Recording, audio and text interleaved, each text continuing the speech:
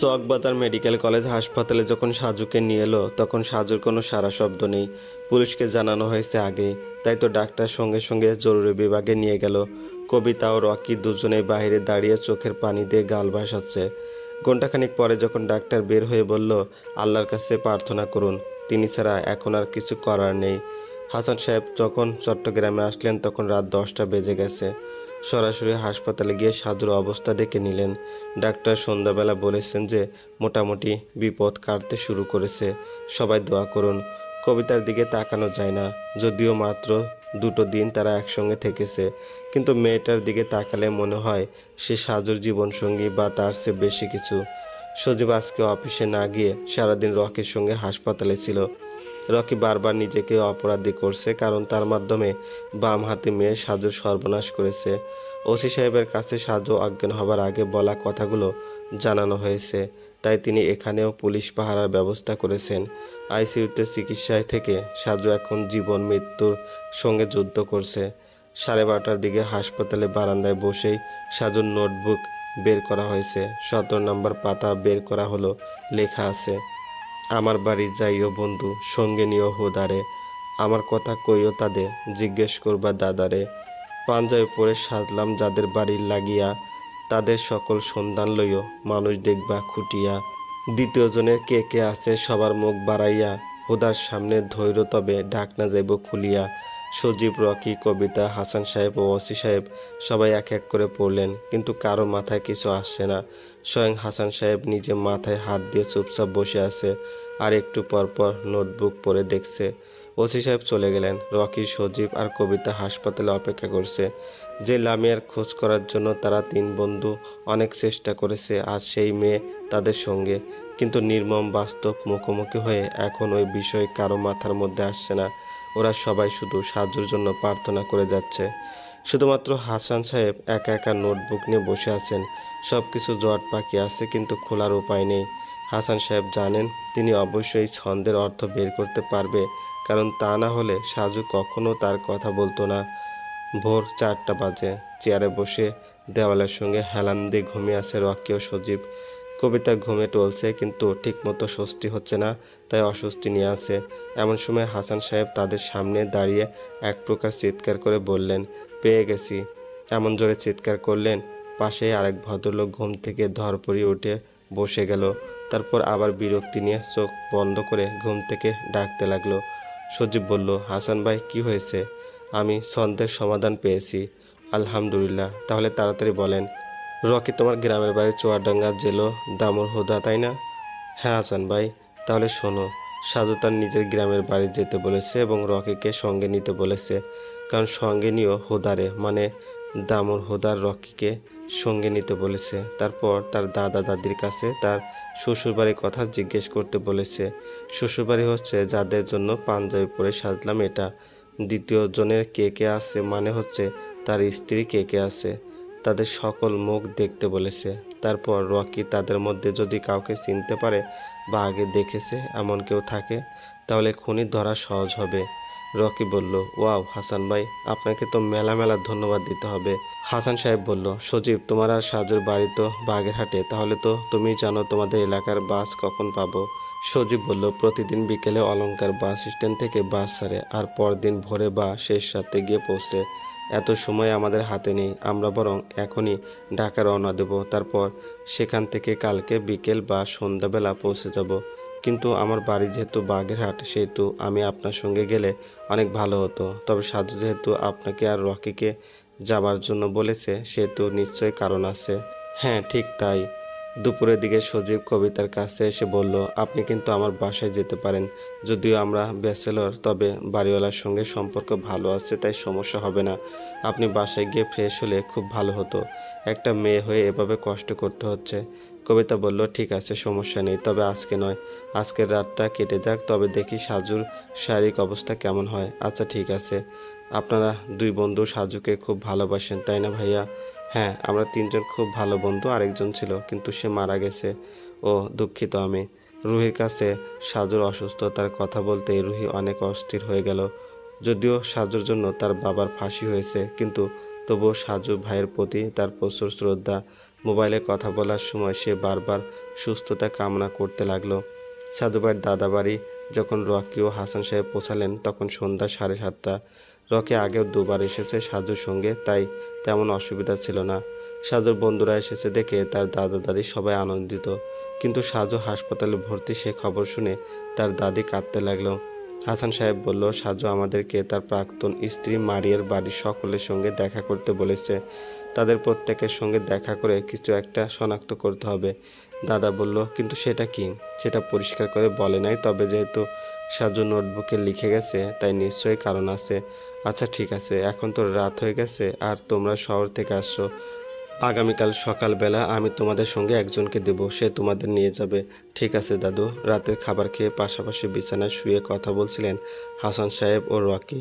হাসান তার মনের মধ্যে একটা বিষয় নিয়ে খুবই চিন্তিত, কারণ সাজু একজন ডিটেকটিভ টাইপের মানুষ হয়ে কেন অপরিচিত মানুষের পানি খাবে। রকির কাছে বলল, তুমি তো সাজুর সঙ্গে ছিলে, তাহলে বলো তো সাজু ওই মেয়ের পানি পান করে বোকামি করলো কেন? হাসান ভাই, সে সময় আমাদের সামনে বিষাক্ত কোনো গ্যাস ছাড়া হয়েছে বলে আমরা তিনজনই কাশতে থাকি। আমি মানে সাজুর পুরনো বান্ধবী কবিতার হাতেও পানির বোতল ছিল, আর দুজনেই একসাথে বোতল এগিয়ে দিয়েছিল।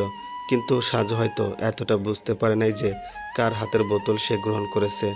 বুঝতে পারছি, কিন্তু কি যে হবে? সজীবের সঙ্গে কি কথা হয়েছে? হ্যাঁ, একটু আগে কল দিলাম। ডাক্তার বলেছে যে মোটামুটি ভালো কন্ডিশন চলছে। আলহামদুলিল্লাহ, ঠিক আছে, ঘুমাও তাহলে। পরদিন দুপুরের দিকে সজীব আবার কবিতার কাছে বাসায় যাবার প্রস্তাব করে। কবিতা যাওয়ার জন্য রাজি হয়েছে, কিন্তু ডাক্তার বলেছে সাজুর সঙ্গে কথা বলা যাবে একটু পরে, তাই সে অপেক্ষা করছে কথা বলার জন্য। কথা বলতে পারলে সে বাসায় যেতে পারে। হঠাৎ করে কবিতা বলল, একটা প্রশ্ন করতে চাই সজীব ভাই। জি নিশ্চয়ই। সাজু বিয়ে করেনি? হ্যাঁ করেছিল। করেছিল মানে? তাহলে সেই স্ত্রী কোথায়? তার সঙ্গে ডিভোর্স হয়ে গেছে। সেই মেয়ের স্বামী অসুস্থ আর সেজন্যই সাজু এই মামলায় জড়িয়ে গেছে। ডিভোর্স কেন হলো? আর সেই মেয়ে এখন কি নতুন করে বিয়ে করেছে? হ্যাঁ, মারিয়া আগে একটা ছেলেকে পছন্দ করতো, তাই তার জন্য সাজুকে ডিভোর্স দিয়েছে। এমন সময় একটা নার্স দ্রুত তাদের সামনে এসে বলল, সাজু সাহেবের কে আছেন? জি আমরা। আপনারা তার সঙ্গে দেখা করতে পারেন, তবে বেশি কথা বলবেন না। সত্যি বলছেন? হ্যাঁ, ডাক্তার এইমাত্র দেখে গেল আর তিনি বলে গেছেন আপনারা দেখা করতে পারবেন। আইসিইউ থেকে কেবিনে রাখা হয়েছে সাজুকে।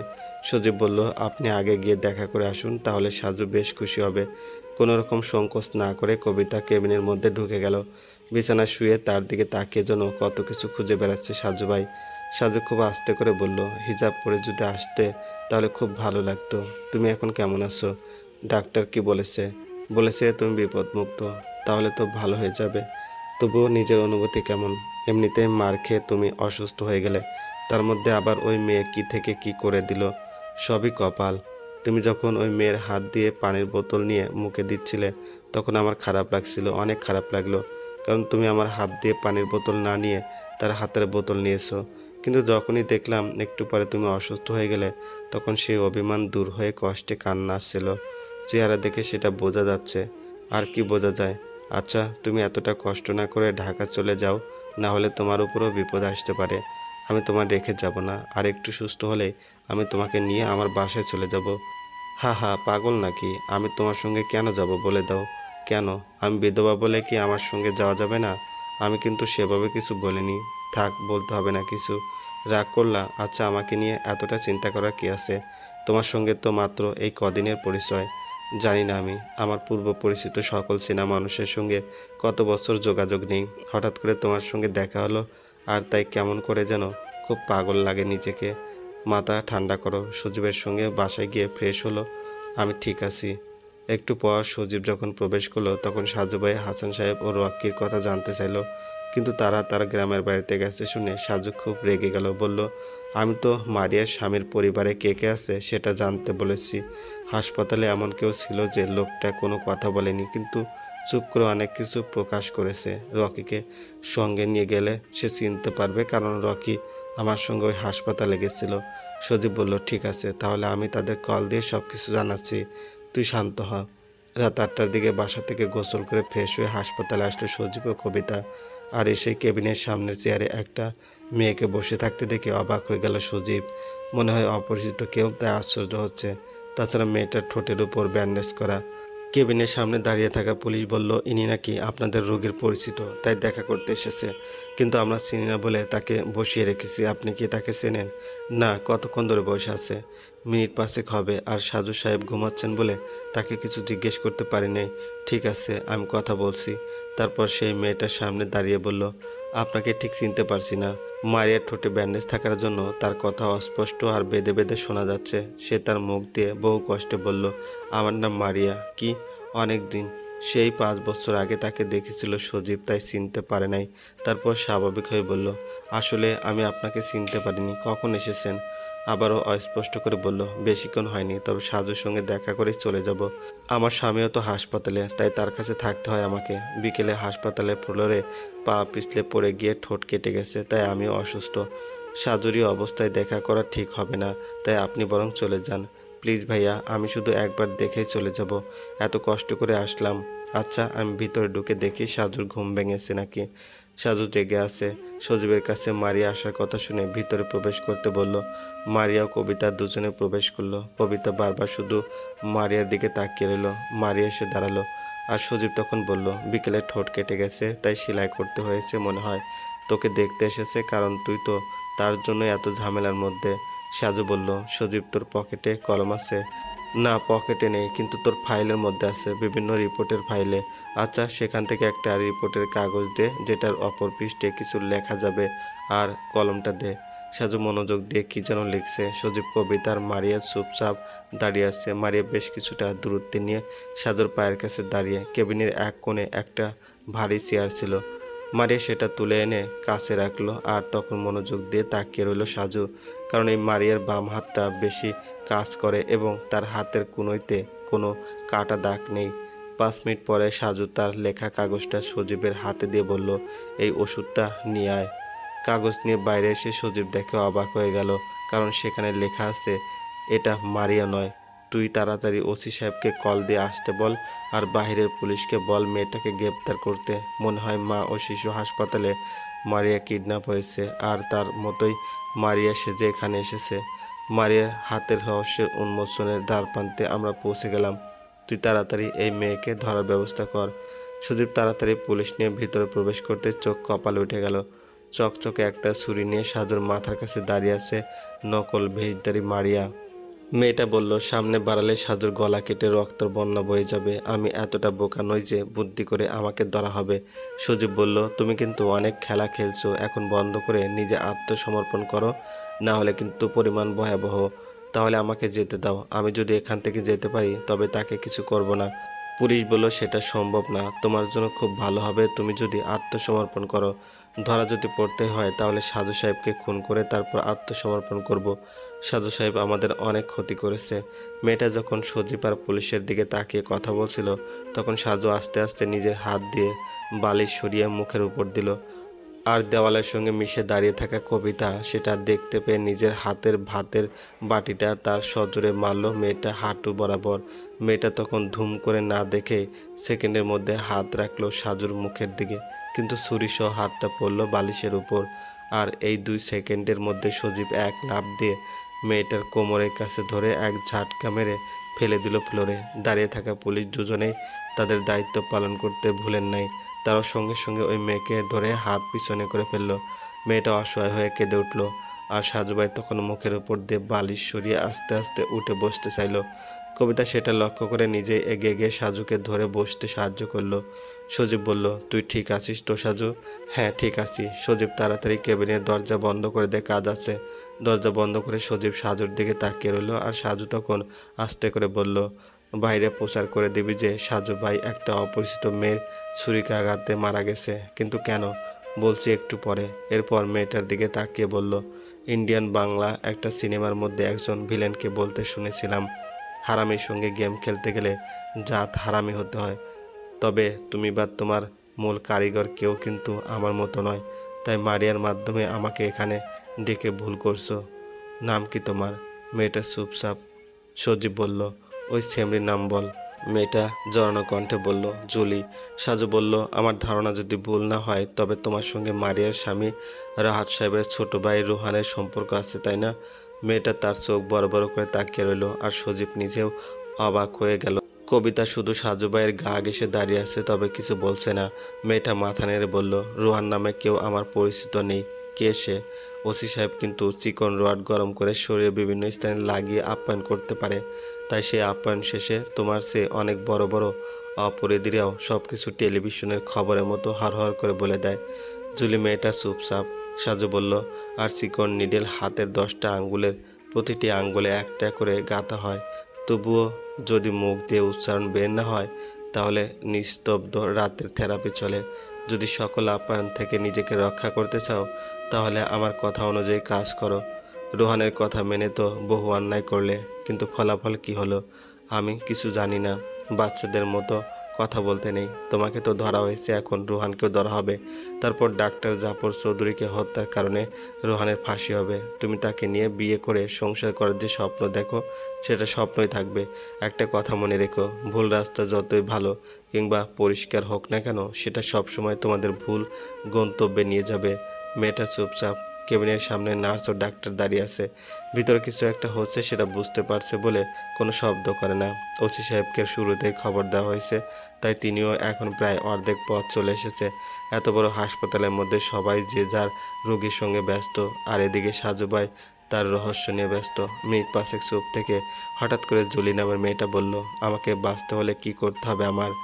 সাজু বলল, রোহানকে কল দিয়ে বলবে যে তুমি আমাকে খুন করতে সক্ষম হয়েছো, আর সে এখন কোথায় আছে সেটা জানবে। মারিয়াকে সে কোথায় বন্দি করেছে সেটাও জিজ্ঞেস করবে। তাহলে আমাকে ছেড়ে দিবেন? বিবেচনায় থাকবে। আমি যদি কল করি তাহলে মারিয়াকে রোহান এমনিতেই ছেড়ে দিবে, তাই তাকে নিয়ে চিন্তা করবেন না। আমি একটা প্রশ্ন করতে চাই। হ্যাঁ করো। আপনি রোহানকে কিভাবে জানলেন? অনুমান করে। মানে? হাসপাতালে দাঁড়িয়ে রাহাত সাহেবের কাছে যখন রোহানকে দেখেছি, তখনই কিছুটা সন্দেহ ছিল আমার। আমি সেজন্য তার কথা আমার নোটবুকে লিখেছিলাম। কিন্তু তুমি যখন আমাকে জিসে মোড়ে গিয়ে বিষাক্ত পানির বোতল দিয়ে আহত করলে, তখন সেখানে রাস্তার ওপারে সোহাগ পরিবহনের কাউন্টারে গেটের কাছে রোহান দাঁড়িয়েছিল। আমি কিছুক্ষণ অসুস্থ হয়ে থাকার পরে ওরা যখন আমাকে সিএনজির মধ্যে তুললো, তখনও আমার চেতনা ছিল। আমি চোখ মেলে তাকিয়ে আবারও ঘাড় ঘুরিয়ে যখন সেই দিকে তাকালাম, তখন তোমাকে তার পাশেই দাঁড়িয়ে থাকতে দেখেছি বোরকা পরে। তুমি সেই মেয়ে যে কিনা আমাকে কক্সবাজার বসে যারা আক্রমণ করেছে তাদের সঙ্গে ছিলে। মেয়েটা চুপচাপ। ওসি সাহেব পৌঁছে গেছেন। হাসপাতালের মধ্যে সাজু ভাইয়ের মৃত্যুর খবর ছড়িয়ে গেল। মেয়েটা ওসি সাহেবের সামনে দাঁড়িয়ে নিজের মোবাইল বের করে রাহাতের ভাই রোহানকে কল দিয়ে বলল যে সাজুকে সে খুন করেছে। রোহান তখন খুব আনন্দের একটা হাসি দিল, আর সঙ্গে সঙ্গে জুলির হাত থেকে মোবাইল কেড়ে নেওয়া হলো। সাজুকে লাশ সাজিয়ে হাসপাতাল থেকে বাইরে করে নিয়ে যাওয়া হলো ওসি সাহেবের বাড়িতে। সঙ্গে গেল কবিতা, আর সেই খালি অ্যাম্বুলেন্সটাকে পাঠিয়ে দেওয়া হয়েছে ঢাকার দিকে। কারণ সেই রোহান যদি অন্য লোক পিছু লাগিয়ে দেয়, তবে সে যেন সত্যিটা বুঝতে না পারে। আর জুলিয়াকে ধরে নিয়ে যাওয়া হলো হাজতে। চট্টগ্রাম মা ও শিশু জেনারেল হাসপাতালের নিচে দাঁড়িয়ে টিভিতে খবরের মধ্যে সদ্য পাওয়া একটা ব্রেকিং নিউজ মনোযোগ দিয়ে সবাই দেখছে। সাজুভাই নামের যে লোকটা এই হাসপাতালের মধ্যেও এসেছিল, সে একটু আগেই খুন হয়েছে কক্সবাজার মেডিকেল কলেজ হাসপাতালে। আর এমনিতেই হাসপাতালে এই ঘটনা নিয়ে চলছে এক চাঞ্চল্যকর পরিস্থিতি। তাই উক্ত খবরের জন্য সবাই আগ্রহ নিয়ে বসে আছে। মারিয়ার শ্বশুর এই খবর দেখে দৌড়ে দৌড়ে তিনি কেবিনে গেলেন। কেবিনে ঢুকেই সামনে বসে থাকা মারিয়া রাহাত ও রোহানের দিকে তাকিয়ে বলল, সাজু নামের যে ছেলেটা রক্ত দিয়েছিল, সেই ছেলে একটু আগে খুন হয়েছে। একটা মেয়ে নাকি খুন করেছে। মেয়েটা ধরা পড়েছে ঠিকই, কিন্তু সাজুকে নাকি বাঁচাতে পারা যায় নাই। সাজুর মৃত্যুর খবর শুনে মারিয়া ও রোহানের মুখে কোনো ভাবান্তর ঘটে নাই, কিন্তু শেষের বলা সেই মেয়ে নাকি ধরা পড়েছে, এটা শুনে চমকে গেল। মারিয়া ও রোহান দুজনেই দুজনের দিকে তাকিয়ে রইল অবাক চোখে। তারপর রোহান তার চোখ দিয়ে ইশারা করতে হঠাৎ করে মারিয়া নাটক করার সুরে বলল, কি বলেন বাবা? আল্লাহ গো, এটা কি হয়ে গেল? একথা বলে কেবিনের দরজা খুলে বের হয়ে গেল মারিয়া। আর রোহান তখন, ভাবি কোথায় যাচ্ছেন? কই যান আপনি? এগুলো বলতে বলতে পিছন পিছন বেরিয়ে গেল। মারিয়ার শ্বশুর তখন রাহাত সাহেবের পাশে বসে রইল। কি করবেন যেন কিছুই বুঝতে পারছেন না। তবে মারিয়া ও রোহানের চোখের ইশারা দেখে ফেলেছিল রাহাত সাহেব, আর তিনি তখন ভাবছেন ঘটনা কি। হাসপাতালে এক সাইডে দাঁড়িয়ে চিন্তিত হয়ে মারিয়া রোহানকে বলল, তুমি তো একটু আগে বললে যে সাজুকে খুন করে মেয়েটা পালিয়ে গেছে, তাহলে ধরা পড়েছে কিভাবে? এখন ওই মেয়ে যদি আমাদের কথা পুলিশের কাছে বলে দেয় তাহলে কি বাঁচতে পারবো? ভাবি চুপ করো, সব কিছু গন্ডগোল হয়ে গেল কিভাবে? জুলি তো একটু আগে কল দিয়ে বলল সে খুন করে চলে এসেছে। এই জন্য তোমাকে বলেছিলাম যে আমি গিয়ে নিজ হাতে কাজটা করে আসব, কিন্তু তুমি কেন তাকে পাঠাতে গেলে? আমি তো তোমার ভালোর জন্য করেছি ভাবি। আর তাছাড়া তোমার সাহস কম, কিন্তু জুলি তো অনেক সাহসী। কক্সবাজার গিয়েও দ্বিতীয় ডাক্তার আর সাজুকে যেভাবে আক্রমণ করলো, সেসব বলে লাভ কি এখন? এখন এইসব চিন্তা বাদ দিয়ে চলো আমরা পালিয়ে যাই। টাকার জন্য আর মায়া করে লাভ নেই রোহান। রাতের তো সই লাগবে সেই টাকা তুলতে, আর টাকার জন্য যদি লোভ করি তাহলে ধরা পড়বো। কিন্তু যে টাকার জন্য এত কিছু করলাম, তুমি আর আমিও অনেক দূর গিয়ে টাকা দিয়ে নতুন করে জীবন সাজাতে চাইলাম, সেই টাকা ছাড়া তুমি আমি কোথায় যাব ভাবি? তাহলে কি আত্মসমর্পণ করব? ভেবেছিলাম সাজুকে হত্যা করতে পারলে সেই জুলিকে খুন করে পথ থেকে সরিয়ে দেব, কিন্তু কি থেকে কি হয়ে গেল। সাজু ঠিকই মরল, কিন্তু আমাদেরকে মেরে তারপর মরছে। শুরুতেই তোমাকে বলেছিলাম সাজুকে এসবের মধ্যে জড়িয়ে বিপদ নিয়ে এসো না, কিন্তু তোমার নিজের পুরনো শত্রুতা মেটাতে তুমি তাকে টেনে এনে খাল কেটে কুমির ডাকলে। আগে তো বুঝতে পারিনি ভাবি, না হলে তো সেই কক্সবাজার ওকে জুলিকে দিয়ে খুন করাতাম। আচ্ছা, তুমি তো চেয়েছিলে সাজুকে হত্যা করে দেবে, তাহলে সেদিন কেন তাকে একদম হত্যা না করে বাঁচিয়ে রাখতে বললে? সেটা কিন্তু তুমিও ভালো করে জানো ভাবি। কি জানি আমি? আমাদের এই হাসপাতালে যিনি খুন হয়েছে সে আমাদের হাতে খুন হয়নি, তাহলে তাকে কে খুন করেছে? কক্সবাজারে জুলিয়া আক্রমণ করেছে সত্য, কিন্তু এখানে কে খুন করেছে? তাই তো আমি নিজেও এটা নিয়ে ভাবছি জানো তুমি। আমি কিন্তু সেদিন ঠিকই খুন করতে গিয়ে চমকে গেলাম, কারণ আমাদের পরিকল্পনা ছিল তাকে খুন করব, কিন্তু আমাদের আগে তাকে কে খুন করেছে সেটাই তো জানি না। আমি সেটাই তদন্ত করার জন্য সাজুকে খুন করতে নিষেধ করেছি ভাবি। সাজু নিশ্চয়ই তাকে খুঁজে বের করবে, আর তার ফাঁকে ফাঁকে আমি আর তুমি ভাইয়ের কাছ থেকে চেক সই করে সব টাকা নিয়ে পালাবো। কিন্তু এখন রোহান, আমার মনে হচ্ছে যে কোনো সময় এই হাসপাতালে ওসি সাহেব আসবে, আর না এলেও এখানে যারা পাহারায় রয়েছে তাদের হুকুম করে আমাদের ধরতে বলবে। তাহলে কি করবো ভাবি, জানি না। চলো পালিয়ে যাই। সত্যি তো? হ্যাঁ। ওসির বাড়িতে বসে সাজু ভাই ওসি সাহেব বসে আছে মুখোমুখি। ওসি সাহেব বলল, আপনি রুহানকে গ্রেপ্তার করতে নিষেধ করে তার পিছনে লোক লাগাতে কেন বললেন? স্যার, খুবই সহজ। আমি জানি রুহান আর জুলি দুজনে এখানে জড়িত নয়, বরং আরও অনেকে জড়িত আছে। তাই আমার মৃত্যুর খবর শুনে রুহান কার কার সঙ্গে যোগাযোগ বা আলোচনা করে সেটা জানতে হবে। রোহান ছেলেটাকে আগেভাগে সন্দেহ করেনি, কারণ তার মধ্যে তেমন বৈশিষ্ট্য ছিল না, কিন্তু সে এমন কাজ করে দিব্যি পরিষ্কার হয়ে সকলের সম্মুখে ঘুরে বেড়াচ্ছে। এক শ্বাসে কথাগুলো বলে গেলেন ওসি সাহেব। সাজু বলল, আপনি এখন শুধু রোহানের উপর নজর রাখুন, তারপর দেখবেন বাকি সদস্যরা সব এমনিতেই শনাক্ত হবে। চারদিকে তোমার মৃত্যুর খবর ছড়িয়ে গেছে বলে একটা উত্তেজনা সৃষ্টি হয়ে গেছে। তুমি এখন ওষুধ খেয়ে ঘুমানোর চেষ্টা করো, আমি আবার একটু থানায় যাব। কবিতাকে ডাক দিয়ে আমার সঙ্গে দেখা করতে বলেন, আর আমার জন্য একটা কাগজ কলমের ব্যবস্থা করুন। আমি কিছু প্রশ্ন লিখে দিচ্ছি, আর থানায় গিয়ে সেগুলো সব জুলির কাছে জিজ্ঞেস করবেন। আচ্ছা ঠিক আছে। ওসি সাহেব এবারে একটু আমতা আমতা করে বলল, একটা কথা বলবো সাজু সাহেব? জি বলেন। কবিতা মেয়েটার সঙ্গে তোমার কীরকম সম্পর্ক তা জানি না, কিন্তু যেহেতু তুমি অসুস্থ, তাই ঘুমাতে গিয়ে দুজনে কি এক রুমে থাকবে নাকি আলাদা? না মানে হঠাৎ করে তোমার কিছু দরকার হলে তো তখন ডাকলেও পাবে না। আচ্ছা, আপনি চিন্তা করবেন না, আপনি আমার আর কবিতার জন্য একটা রুমই ব্যবস্থা করুন। সে তো হাসপাতালে কেবিনে আমার সঙ্গে একা একা থাকতো, তাহলে এখানে সমস্যা কি? আচ্ছা ঠিক আছে, তাই হবে। মারিয়া আর রোহানের মধ্যে এখনও আলোচনা চলছে, তারা নির্দিষ্ট সিদ্ধান্তে উপনীত হচ্ছে না। মারিয়া বারবার পালিয়ে যাবার কথা বলে, কিন্তু রোহান সেটা এড়িয়ে যায়। মারিয়া রেগে গিয়ে বলল, 2 কোটি টাকার জন্য এখন নিজেদের দুজনের জীবন রিস্কের মুখে ঠেলে দিতে চাই না। তার চেয়ে বরং আমরা দুজন পালিয়ে যাই। পার্টি যেহেতু পরিচিত আছে, সেহেতু টাকা অবশ্যই আসবে। রোহান বলল, তাহলে তুমি বরং হাসপাতালে থাকো, তারপর আমি বের হয়ে গেলে তুমি কালকে সকালে বের হবে। একসঙ্গে বের হলে আমাদের সন্দেহ করতে পারে, আর এখান থেকে এমনিতেই লুকিয়ে বের হতে হবে। বলা তো যায় না, এতক্ষণে নিশ্চয়ই জুলি সব কিছু বলে দিয়েছে। অসম্ভব, তুমি এটা কিভাবে বলতে পারো রোহান? সেটাই বুঝতে পারছি না। তুমি একা পালিয়ে গিয়ে আমাকে কেন ধরা পড়তে বলছো? আমাকে তুমি বিপদে রেখে নিজে কেন সরে যাবে? ও, তুমি বুঝতে পারছো না ভাবি? আমি কিছু বুঝতে চাই না, তোমার ভাইয়ের জন্য নয়, বরং তোমার জন্য। কিন্তু আমি এতদিন তোমার পরিবারের সঙ্গে আছি, না হলে বছর খানিক আগে সেই চাঁদপুরের মোসাদ্দেকের সঙ্গে চলে যেতাম। তার কিন্তু এসব জমজমাট ব্যবসা। রোহান রাগান্বিত হয়ে বলল, তাহলে দাঁড়িয়ে আছো কেন? যাও, তোমার মোসাদ্দেকের কাছে গিয়ে থাকো। আমাকে বলো কেন? এভাবে কথা বলো কেন রোহান? তুমি আমার কোনো কথা শোনো না? তাহলে এভাবে না বলে উপায় আছে? আমি তোমার কথা শুনি না? মোটেই না। তুমি কি ভুলে গেছো তোমার কথা মতো তোমার ভাইয়ের হাতকে আমি রিক্সা থেকে ধাক্কা দিয়ে ফেলে দিছিলাম? পিছন থেকে গাড়ি আসছে দেখে তাকে ধাক্কা দিয়ে ফেলে দিছিলাম, কিন্তু কপাল ভালো বলে বেঁচে গেল। সেই সময় মরে গেলেই ভালো হতো, তাহলে এই ডাক্তারের মৃত্যুর ঘটনা শুরু হতো না। কারা যে ডাক্তারকে খুন করেছে আর তাদের জন্য সকল প্ল্যান ভেস্তে যাচ্ছে। রাতকে শেষ করে দিলে সবচেয়ে ভালো হতো, কিন্তু তোমার জন্য সম্ভব হলো না। না হলে তো তাকে আমি নিজেই কেবিনে বসে বালির চাপা দিয়ে মেরে ফেলতে পারি।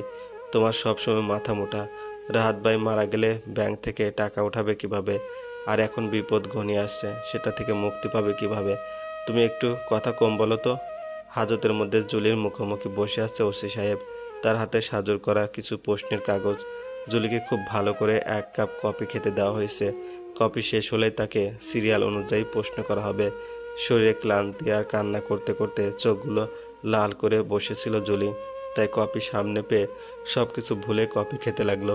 ওসি সাহেব বলল, আমি কি তোমাকে এবার প্রশ্ন করতে পারি? মানে সবকিছু সঠিক উত্তর দিবে তো তুমি? মাথা নেড়ে হ্যাঁ বলল জুলি। Very good. তুমি আর রুহান সাহেব মিলে রাহাত সাহেবকে হত্যা করতে চাও কেন? নিশ্চয়ই এতে তোমাদের স্বার্থ আছে। সেই স্বার্থটা কি? আমি জানি না। ওসি সাহেব তখন একটা হাতুড়ি নিচ থেকে তুলে টেবিলের উপর রেখে বলল, শুনতে পারিনি, আবার বলো। রাহাত ভাই, রুহান এবং মারিয়া এরা সবাই মিলে মাদকদ্রব্যের ব্যবসা করে গোপনে। কি, মারিয়া?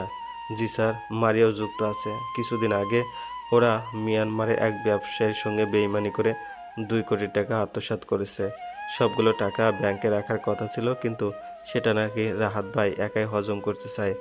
2 কোটি টাকা? জি স্যার।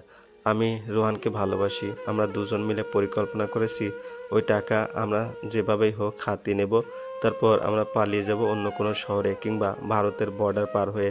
তাহলে ডাক্তারকে খুন করেছে কেন? মারিয়া জানে যে টাকা ব্যাংকে রাখা হয়েছে, কিন্তু আসলে তা নয়। রাহাত ভাই একদিন মোবাইলে কার সঙ্গে যেন বলছিলেন যে টাকা তালা মেরে চাবিটা হারিকেনের মধ্যে লুকিয়ে রাখো। সেই কথা রোহান শুনে ফেলেছিল এবং তখনই বুঝতে পারে যে টাকা ব্যাংকে নেই। আর এতগুলো টাকা হঠাৎ করে ব্যাংকে রাখা তাদের পক্ষে সম্ভব না।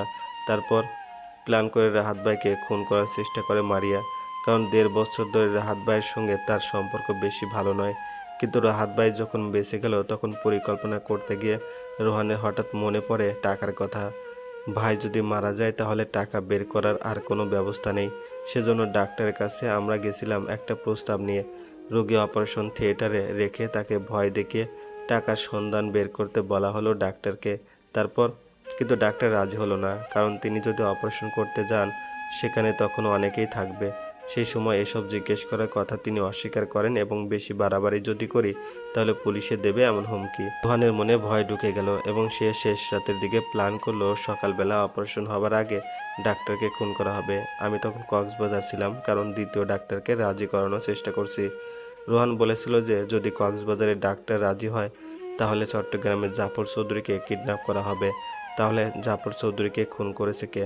আমরা জানি না স্যার। পরিকল্পনা অনুযায়ী খুন করার কথা ছিল মারিয়ার, কিন্তু তার আগে কে যেন খুন করে চলে গেছে। আমরা সবাই তখন খুব অবাক হলাম। সাজু সাহেবকে এসবের মধ্যে জড়াবার কোনো দরকার ছিল কি? তোমরা তো রাহাতকে খুন করে দেবে, তাহলে রক্তের জন্য নিশ্চয়ই তাকে এখানে ডাকোনি। না, রোহানের এক বন্ধু মাস 3 আগে সাজু ভাইয়ের জন্য ধরা পড়েছে নরসিংদী শহরে। তার জন্য প্রচুর সমস্যার সম্মুখীন হয়েছে রুহান ও অন্যান্যকে। সেজন্য সাজু যেহেতু মারিয়ার প্রাক্তন স্বামী, তাই তাকে কৌশলে আনা হয়েছে। মারিয়া কি রুহানকে নিয়ে পালাতে চায়? হ্যাঁ, মারিয়ার ইচ্ছে হচ্ছে সে রুহানকে নিয়ে ওই টাকা সহ পালিয়ে যাবে। কিন্তু রুহান সেটা কখনো করবে না, কারণ আমরা অন্য পরিকল্পনা করি। কি পরিকল্পনা? সাজুকে খুন করে আর রাহাত ভাইকে খুন করে সকল দোষ মারিয়ার ঘাড়ে দিয়ে আমি আর রুহান পালিয়ে যাব। ও মাই গড! তোমরা মারিয়াকে ব্যবহার করে তারপর তাকে ফাঁসিয়ে দিতে চাও? আমার এতটা সাহস ছিল না। রুহানকে খুব ভালোবাসি বলে সে আমাকে দিয়ে এত কিছু করায়। তোমরা তিনজন যদি হাসপাতালে ডাক্তার খুন না করে থাকো তাহলে কাজটা করলো কে? আমি সত্যি সত্যি জানি না। হাসপাতাল থেকে চুপি চুপি বের হয়ে যখন একটা সিএনজি নিয়ে রোহান ও মারিয়া রওনা দিল তখন পুলিশও পিছনে তাড়া করেছিল। কিন্তু আগ্রাবাদ পার হয়ে চৌমুনি মোড়ে এসে কোন দিকে গেছে সেটা আর বুঝতে পারল না। রাত একটা ফাঁকা রুমের মধ্যে হাত পা বাঁধা অবস্থায় বিছানায় শুয়ে আছে মারিয়া। তার পাশে হাতে একটা হারিকেন নিয়ে বসে আছে তার স্বামীর ছোট ভাই বা তার দেবর রোহান। রোহানের মুখের মধ্যে পিশাচের মতো হাসি দিয়ে ভর্তি। পুরনো একটা প্লাস্টিকের হারিকেন হাতে নিয়ে বারবার নড়াচড়া করছে। মারিয়া মুখ তারি ওড়না দিয়ে শক্ত করে বেঁধে দিয়েছে। রুহান যন্ত্রণায় চোখ দিয়ে পানি বেয়ে পড়ছে।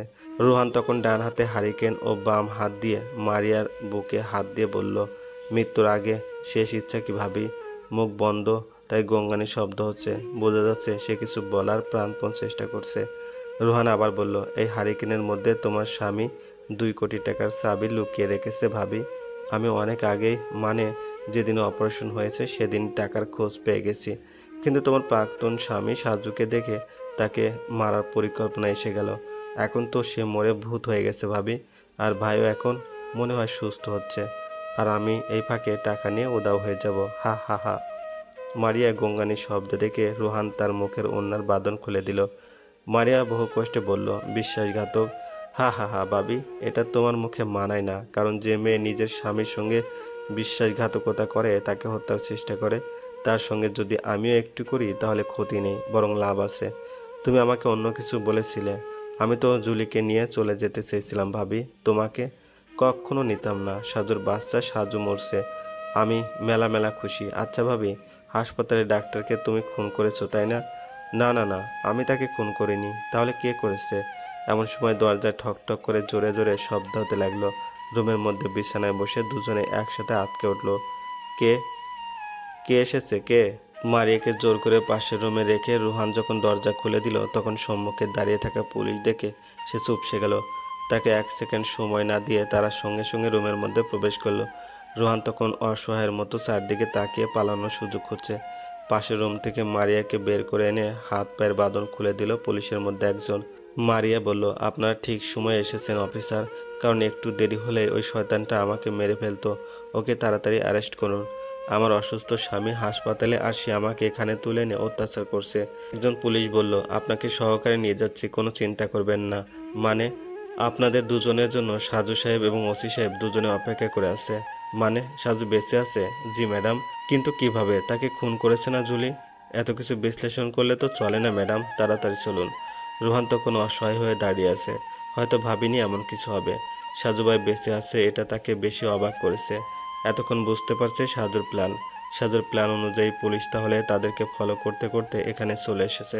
ইস, সে আগে টের পেল না কেন? বিছানায় শুয়ে চোখ বন্ধ করে কবিতার কথা নিয়ে ভাবছিল সাজু। কিন্তু এমন সময় মোবাইলে তার বাবার নাম্বার দিয়ে কল এসেছে। তার মৃত্যুর খবর ছড়িয়ে পড়ার জন্য একটু পরপর পরিচিত নাম্বার দিয়ে পরিচিত জনরা কল দিচ্ছে। সাজু তাদের সবার সঙ্গে একই জবাব দিচ্ছে। সাজুর মনে হচ্ছে যে খুব তো বিপদ হয়ে গেল। হ্যাঁ বাবা। কিরে সাজু, বাংলাদেশের মধ্যে তোর মৃত্যুর খবর ছড়িয়ে গেছে কেন? বাহ, তুমিও লন্ডনে বসে পেয়ে গেলে। ফাজলামো বন্ধ কর। কেন এমন ছড়িয়ে গেছে? একটা জরুরি কাজ আছে, তাই খবরটা ছড়িয়ে দেবার দরকার ছিল। কিন্তু এটা অন্যায়। মানুষের মনের মধ্যে ব্যাপার নিয়ে খুব আতঙ্ক হতে পারে। যদিও তুমি তো আর দেশব্যাপী পরিচিত কেউ নয়, কিন্তু যারা তোমার রিলেটিভ তারা তো ভয় পেয়েছে। যেমন আমাকে আমার এক বন্ধু কল দিয়ে বলল যে তুমি নাকি মারা গেছো। সরি বাবা, আমি এখনই সকল চ্যানেলে সত্যি কথা প্রচার করতে বলছি। তুই কি অসুস্থ সাজু? হ্যাঁ বাবা, একটু অসুস্থ। আর কতবার বলবো যে এসব একঘেয়ে জীবন বাদ দিয়ে এখানে চলে আয়? আমার দেশ ছাড়তে ইচ্ছে করে না বাবা। তাহলে ঘুরতে আয়। কতদিন হয়ে গেল তোর সঙ্গে দেখা হয় না। আচ্ছা, এবার এই মামলা নিষ্পত্তি হলে দেখি একবার ইউরোপ থেকে ঘুরে আসবো। সত্যি তো? তোমার সঙ্গে আমি কখনো মিথ্যা কথা বলি? কিন্তু এই মৃত্যুর খবর, হা হা। বাবা তুমিও না? আচ্ছা, এখনই খবর পরিবর্তন করতে বল, না হলে কিন্তু যারা এখনও জানে না তারাও জেনে যাবে। একটা কথা বলতে তোমাকে আমি নিজেই কল দিতাম বাবা। কি কথা? আমার এক বন্ধু কলেজ জীবনে মারা গেছে, মনে আছে? শফিক নাম তার। হ্যাঁ, ও মারা যায় নাই, মানসিক ভারসাম্য হারিয়ে নড়াইলে একটি গ্রামের মধ্যে আছে। সেখানে সব কিছু ঠিক আছে, কাজকর্ম করতে পারে, কিন্তু কথা বলতে পারে না, আর কাউকে চিনতে পারছে না। বলিস কি? কিভাবে জানলি? কিছুদিন আগে আমার বন্ধু সজীবের কাছে একজন কল দিয়ে বলেছিল। আমি কক্সবাজার গিয়ে সেখানে দেখা করেছিলাম। ব্যস্ততার জন্য বেশি আলোচনা করিনি। আর এখনও রকি সজীব কারো কাছে বলিনি। এখন আমি শফিকের জন্য বিদেশে চিকিৎসার জন্য ব্যবস্থা করতে চাই। তুমি একটু সাহায্য করলে কিন্তু আমি সফল হব। জানো তো সব কিছু। আচ্ছা ঠিক আছে, তুই বরং বাংলাদেশে কোনো ভালো হসপিটালে আগে ভর্তি কর। তারপর তারা কি বলে সেগুলো জেনে আমাকে জানাস। আমি ব্যবস্থা করব। মেলা মেলা ধন্যবাদ বাবা। ওসি সাহেবকে বলে যে যে চ্যানেলে মৃত্যুর খবর প্রচার হয়েছে তাদেরকে সত্যটা বলা হলো। মানে সাজু মারা যায় নাই, বরং বেশি অসুস্থ, আর সেটাই প্রচার হতে লাগলো সব জায়গায়। কবিতা বলল, এবার একটু চোখ বন্ধ করবেন প্লিজ। আপনি তো অসুস্থ সাজু সাহেব, হঠাৎ করে আপনি? তো কি করব, অসুস্থ শরীরে এভাবে কেউ কি রাত জাগে নাকি? আজকে রাতে বের হতে হবে, তাই ঘুমিয়ে গেলে চলবে না। মানে কোথায় যাবে? তিনি ডাক্তার সাহেবকে খুন করেছে। মারিয়া আর রোহান নয়, না আরেকজন আছে। কে সে? তুমিও সঙ্গে যাবে, তাই তখনই দেখবে। এখন বলো না। রোহান আর মারিয়াকে জেলে নেবার পর বিভিন্ন কিছু সামলাতে রাত প্রায় শেষ হয়ে গেছে। ওসি সাহেব যখন বাসায় ফিরলেন তখন রাত 3:30 বেজে গেছে। তিনি ভেবেছিলেন সাজু হয়তো ঘুমিয়ে গেছে, কিন্তু তিনি ফ্রেশ হয়ে বসতেই যখন সাজু তৈরি হয়ে বের হয়ে এলো তখন অবাক হয়ে বলল, আপনি ঘুমাননি? স্যার, আপনি সবসময় আমাকে তুমি আর আপনি বলে গুলিয়ে যাচ্ছেন কেন? মনে থাকে না? থানার খবর কি? একদম ফাটাফাটি। অনেকদিন পর মাথার মধ্যে থেকে চাপ কমলো। ডাক্তার সাহেবের সেক্রেটারিকে কে খুন করেছে সেটা কি জানা গেছে? হ্যাঁ, রোহান স্বীকার করেছে, কিন্তু জাফর ডাক্তারকে খুন করার কথা তারা তিনজনের মধ্যে কেউই স্বীকার করে না। আচ্ছা, সমস্যা নেই, আপনি চলুন আমার সঙ্গে। কোথায়? আর আপনি তো অসুস্থ। কিছু হবে না স্যার, আমি ঠিক আছি। কিন্তু এখন দেরি হলে আরেকজনকে ধরতে কষ্ট হবে। কোথায় যেতে হবে আমাদের? ডাক্তারের সেক্রেটারির বাড়িতে। সেখানে কেন? আপনি সেই সেক্রেটারি এবং তার স্ত্রীর সিমের কল লিস্ট জোগাড় করেছেন, মনে আছে? হ্যাঁ, কিন্তু কাউকে বলিনি, তাই তো? হ্যাঁ। আচ্ছা চলুন, তারপর বলছি। অবশ্য সে কোথাও পালাতে পারবে না, কারণ সজীব অলরেডি তার বাসার নিচে দাঁড়িয়ে আছে, পাহারা দিচ্ছে। আপনি তো আমাকেই বলতে পারতেন, দরকার হলে অবশ্যই বলতাম। আর তাছাড়া সেই রেকর্ড তো আজকে সন্ধ্যাবেলা দিলেন, তাই তীর ছোঁড়ার সময় লাগে। বুঝলাম না, রাত শেষ হয়ে যাচ্ছে, চলুন। থানার মধ্যে এখন 4জন আসামিকে মুখোমুখি বসিয়ে রাখা হয়েছে। ওসি সাহেব, সাজু ও সজীব তাদের সামনে দাঁড়িয়ে আছে, কিন্তু চেয়ার আছে তবু বসছে না কেউ। সাজু তখন সেক্রেটারি স্ত্রীর দিকে তাকিয়ে বলল, যার জন্য আপনি আপনার স্বামীর বদলে নিজেই খুন করলেন, সে কিন্তু আপনার স্বামীকে খুন করেছে। কত অদ্ভুত, তাই না? চুপচাপ। আপনি ডাক্তার সাহেবকে কেন হত্যা করেছেন বলবেন? সবাই আমরা আগ্রহী। টাকার জন্য। কে টাকা দিয়েছে? রোহান সাহেব। কিভাবে যোগাযোগ হলো? ফোনে কথা হয়েছে? জি, আমার স্বামীকে প্রথম ইনি কল দিয়ে বলে যে সকালে অপারেশন হবার আগে ডাক্তারকে খুন করতে হবে, বিনিময়ে টাকা দেবে, অনেক অনেক টাকা, 20 লাখ টাকা। কিন্তু আমার স্বামী রাজি হচ্ছিল না। তারপর সেই ভদ্রলোক আমার স্বামীকে বলে যে সে যদি রাতের মধ্যে কক্সবাজার যেতে পারে তাহলে 50,000 টাকা দেবে। তখন আমার হাজব্যান্ড রাজি হয়ে গেল, কিন্তু আপনি তার মোবাইল থেকে নাম্বার বের করে রেখে দিলেন। তারপর আপনার স্বামী চলে যাবার পর আপনি কল দিলেন ওই নাম্বারে। এটা কিন্তু আমরা আপনার ও আপনার স্বামীর নাম্বারে কল লিস্ট দিয়ে বের করছি, আর দুজনে একই নাম্বারে কথা বলেছেন। যেহেতু আপনার স্বামী আমাকে আগেই বলেছে যে তাকে কল করা হয়েছে এবং তিনি টাকা গ্রহণ করার সময় তাকে ভালো করে দেখতে পারে নাই, তাই ওটাই খুনির নাম্বার ভেবে নিয়েছি আমরা। কিন্তু সেই নাম্বারে আপনার কল দেখে অবাক হলাম, কিন্তু ও আমার স্বামীকে হত্যা করবে ভাবতে পারিনি। বিশ্বাস করুন, আপনি যদি একটা মেয়ে হয়ে আরেকটা মেয়ের স্বামীকে খুন করতে পারেন, তাহলে ইনি পুরুষ হয়ে কেন পারবে না? চুপচাপ।